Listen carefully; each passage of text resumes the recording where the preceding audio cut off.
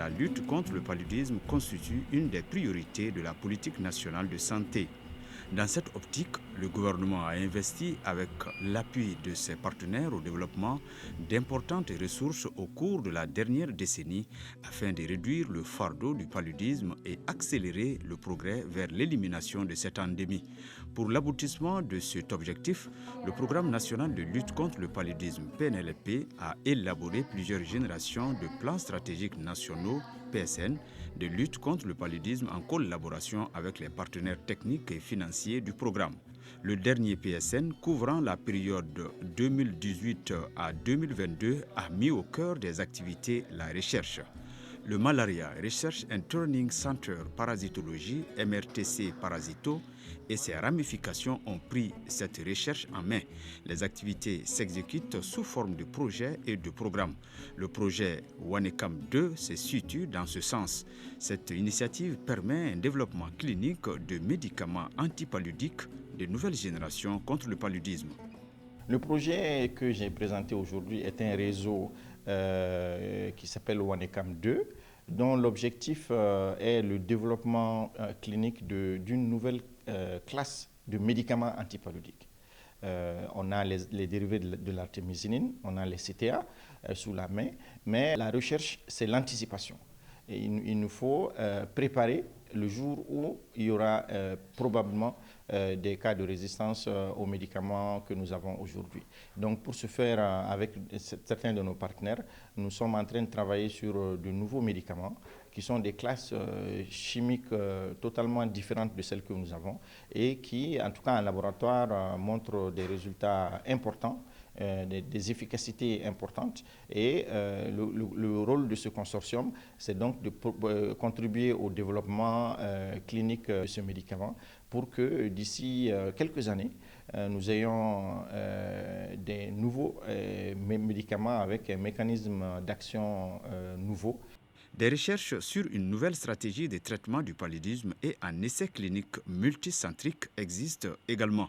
Elles s'adressent aux enfants d'Afrique. La vaccination saisonnière, par exemple, fait beaucoup parler d'elle à Bougouni et Ouelessebougou. Notre unité a contribué particulièrement à mettre au point une stratégie qui est aujourd'hui largement utilisée, qu'on appelle la chimioprévention du paludisme saisonnier, qui nous avons fait les recherches et qui a été approuvée par l'OMS comme politique en 2012.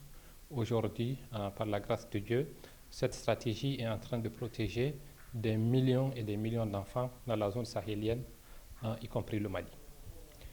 Depuis que cette stratégie est sortie, notre mission, c'est deux choses. Un, c'est de voir quand cela est mis en œuvre par les pays, comment ça se passe. Est-ce qu'on arrive à atteindre les taux de couverture appropriés?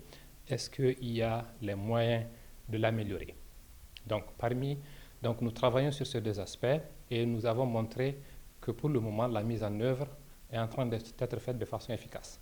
Nous avons trouvé les meilleures méthodes, indiquées au programme les meilleures méthodes pour la mise en œuvre.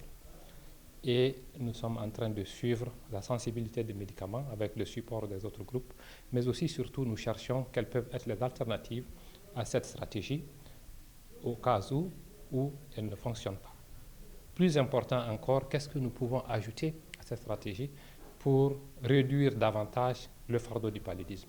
Parce que la stratégie, oui, elle a un grand impact sur la santé, sur le paludisme en particulier, mais elle n'a pas complètement résolu le problème du paludisme et c'est pour cela que nous cherchons des stratégies additionnelles. Maintenant, les stratégies additionnelles que nous cherchons sur deux axes. Un, les vaccins contre le paludisme que nous pouvons soit utiliser un peu à la même image en tenant compte de l'épidémiologie du paludisme et de le faire de façon saisonnière, ou que nous pouvons combiner avec la CPS. Et le troisième axe, c'est d'autres médicaments, notamment les médicaments qui bloquent la transmission liée au paludisme. Il y a aussi le développement d'une triple combinaison thérapeutique à base d'artémisine TCTA contre le paludisme. Notre étude est basée sur un antipaludique sur trithérapie avec des médicaments déjà connus. L'artéméter luméfantrine qu'on connaît très bien comme Coartem, qu'on utilise beaucoup, mais aussi avec l'atovaquone proguanil. Donc pourquoi la trithérapie? Ce n'est pas un concept nouveau dans la santé, puisque c'est déjà utilisé quand des maladies comme la tuberculose ou le VIH-Sida. En fait, les pathogènes qui sont responsables de ces maladies sont très intelligents et développent des résistances aux médicaments. Donc, pour pouvoir les combattre, c'est mieux de mettre plusieurs médicaments ensemble. La lutte contre le paludisme repose actuellement sur 3 principaux outils, à savoir les moustiquaires imprégnés d'insecticides de longue durée pour prévenir les piqûres de moustiques, des tests diagnostiques rapides pour identifier les personnes infectées par le parasite du paludisme et des médicaments antipaludiques efficaces et bien tolérés pour prévenir l'infection et guérir la maladie. En plus de cette trithérapie, des enfants, les femmes enceintes sont concernées par le traitement préventif intermittent TPI. Comme résultat phare, je vais peut-être parler du traitement préventif intermittent à la sulfadoxine pyrimétamine, appelé TPI. Alors, cette stratégie a commencé à être utilisée au Mali depuis 2003 à partir des activités de recherche que nous avons conduites au Mali, pour la première fois en tout cas en Afrique de l'Ouest, et qui a démontré que 2 doses de sulfadoxine pyrimétamine étaient meilleures que la chimioprophylaxie hebdomadaire. Et donc c'est à partir de cela qu'au niveau de la sous-région, que le traitement préventif intermittent, notamment la stratégie d'au moins 2 doses de sulfadoxine a été proposée.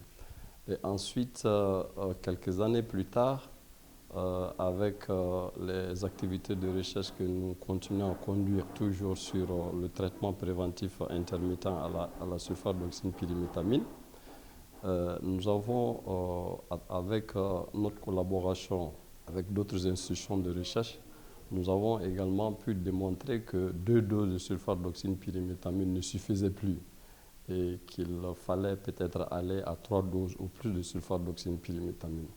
Et donc, dans ce cadre, nous avons conduit une méta-analyse avec nos partenaires et les résultats de cette méta-analyse concluent que désormais, 2 doses ne suffisent plus. Pour cette prévention, il faut aller à 3 doses de sulfadoxine pyrimétamine. Au cours de cette rencontre, des communications ont été faites sur les résultats issus à Bandiagara où un programme spécial travaille. Notre projet, dans ce contexte, a évalué l'épidémiologie changeante du paludisme pour pouvoir mieux informer le programme de lutte contre le paludisme. C'est le projet qui a lieu à Bandiagara qu'on appelle BMP, Bandiagara Malaria Project. Donc, le site de Bandiagara est aussi un site sentinelle du Programme national de lutte contre le paludisme, où on évalue l'efficacité des médicaments, mais aussi où on évalue des stratégies. Donc, le travail qui a été présenté ici a consisté à identifier les personnes qui sont les plus susceptibles d'être atteintes par le paludisme, celles qui font les formes graves, et quelle est la variabilité dans la saison de la transmission du paludisme. En plus, notre projet a aussi démontré que de nouvelles espèces de parasites qu'on ne rencontrait pas avant au Mali, notamment Plasmodium vivax, a été observé à Bandiagara et nous essayons de décrire et de mieux comprendre comment ce parasite qu'on n'observait pas avant est observé maintenant, parce que cela peut avoir des implications pour la lutte contre le paludisme, dans la mesure où le programme actuel est focalisé sur le parasite qu'on appelle Plasmodium falciparum, qui est le plus mortel, c'est vrai, et le plus fréquent en Afrique. Mais Plasmodium vivax est celui qui est le plus répandu sur d'autres continents. Et ce parasite présente des particularités qui est susceptible à des médicaments qui sont différents de ceux qui sont actifs contre Plasmodium falciparum. Donc sa présence éventuelle exige une attention et une surveillance continue. Cet autre projet développe le vaccin bloquant la transmission du paludisme. Des résultats enregistrés à hauteur de souhait selon les chercheurs. PFTBV. Et ce projet est financé par l'Union européenne, dont le Mali a l'honneur de coordonner ce projet. C'est donc un consortium à travers ma personne. Et l'objectif de ce projet, c'est de développer un type de vaccin. En matière de développement de vaccins, il y a 3 types. Il y a le vaccin anti-infectieux, il y a le groupe de vaccins bloquant la transmission et il y a le groupe de vaccins qu'on appelle maintenant limité, c'est qu'on appelle le fardeau de la maladie. Donc ici, ce type de vaccin, c'est le groupe de vaccins qui bloque la transmission du paludisme au niveau du moustique et donc arrête la transmission du paludisme chez l'humain. Et c'est ce type de vaccin qu'avec le financement de EDISTIPI, l'Union européenne, et donc les partenaires américains, nous sommes en train de développer en consortium actuellement. Les travaux de recherche sont coordonnés par le personnel de l'université afin que les objectifs soient atteints de façon efficiente et efficace. Les recherches sont prometteuses, comme vous l'avez aussi constaté, que ce soit les recherches vaccinales ou aussi les recherches médicamenteuses ou même les recherches sur les vecteurs, les moustiques. Et vous avez vu de l'innovation dans la recherche contre les moustiques hier.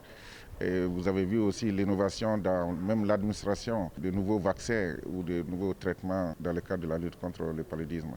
Et nos chercheurs sont venus informer et mettre à jour aussi les connaissances de nos partenaires sur ces innovations qui sont non seulement testées au Mali, mais aussi dans la sous-région et partout dans les zones endémiques du paludisme. Nous avons également présenté un résultat sur un essai vaccinal qui est la suite logique de l'ensemble de nos travaux qui ont été menés à Kambila et à Kalifabougou dans le cercle de Kati, où nous essayons de comprendre la réponse immunitaire contre le paludisme au cours de l'évolution naturelle de cette maladie dans nos populations.